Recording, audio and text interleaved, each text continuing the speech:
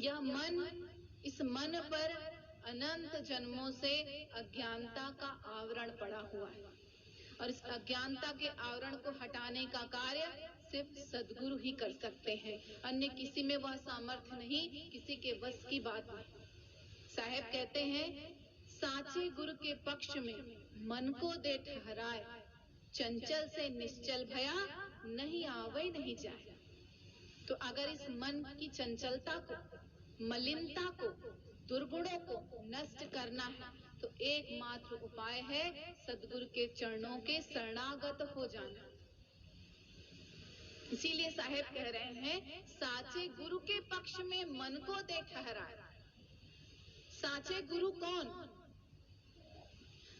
जो मन माया के बंधन से मुक्त है, जिन्होंने सत्य को उपलब्ध किया है, प्राप्त किया है और जो सत्य नाम का ज्ञान देते हैं। गुरु सोई जो सत्य नाम लखावे और गुरु कोई काम ना आवे। तो ऐसे साचे गुरु की शरण में जाकर अपने जीवन को धन्य करने की बात कह रहे हैं साहिब। संसारी गुरुओं की शरण में जाने की बात नहीं कह रहे। संसारी गुरु कौन?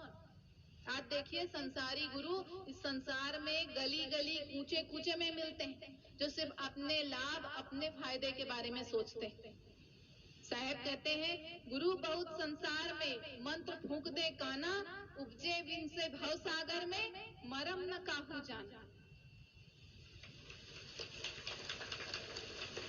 ये संसारी गुरु सिर्फ अपने लाभ, अपने स्वार्थ के बारे में सोचते हैं। अपने शरण में आए जीव की इन्हें कोई चिंता नहीं होती। अपने शरण में आए जीव के बारे में सिर्फ एक ही विचार रखते हैं ये संसारी गुरु। क्या? तू अपना लाकर सब कुछ मेरे पास धर और फिर तू चाहे डूब चाहे तू मर। यही इनका ध्येय होता है, सिर्फ अपने स्वार्थ के बारे में सोचना। अपनी शरण में आए जीव के बारे में कुछ भी नहीं सोचते, उसके कल्याण की कोई चिंता नहीं। और कर भी क्या सकते हैं? जिसने स्वयं परमात्मा का दीदार नहीं किया, वो अपने शरण में आए जीव को परमात्मा का दीदार कराएगा भी क्या? जिसने स्वयं सत्य को नहीं पाया, वो दूसरे को देगा क्या? और ऐसे संसारी गुरुओं के पास आने वाले शिष्य भी संसारी ही होते हैं, जो अपने गुरु से भक्ति के नाम पर, प्रार्थना के नाम पे इस संसार को ही मांगते हैं। धन दौलत, पैसा, गाड़ी, बंगला, मकान, दुकान, व्यवसाय, सिर्फ संसार की सांसारिक नश्वर वस्तुओं को ही मांगते हैं। एक को मुक्ति की चिंता नहीं, एक को चाहिए नहीं, एक को मुक्ति चाहिए ही नहीं और दूसरा मुक्ति दे ही नहीं सकता। क्या गजब का मेल होता है।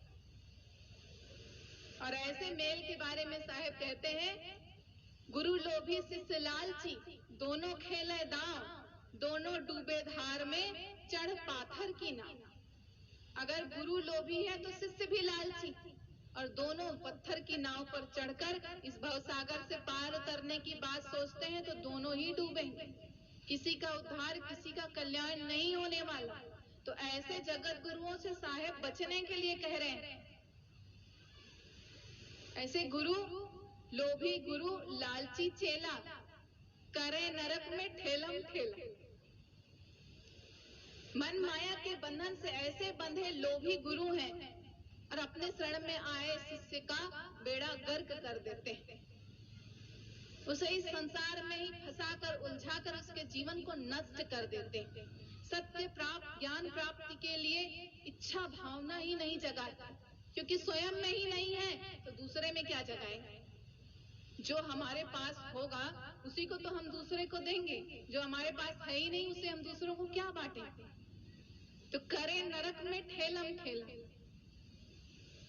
और ऐसे गुरुओं का क्या हाल होगा?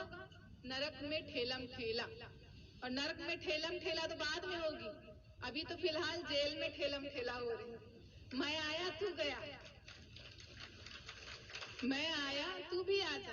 अभी फिलहाल नरक में ठेलम ठेला हो रही है, लाइन लगी है, कतार लगी है। अभी कुछ गए हैं, कुछ बाकी बचे, वो भी जाएंगे और फिर बाद में नरक में ठेलम ठेला। तो ऐसे जगत गुरुओं, संसारी गुरुओं के चक्कर में फंसने की बात नहीं कह रहे हैं साचे गुरु के पक्ष में। और ऐसे सच्चे गुरु कौन है?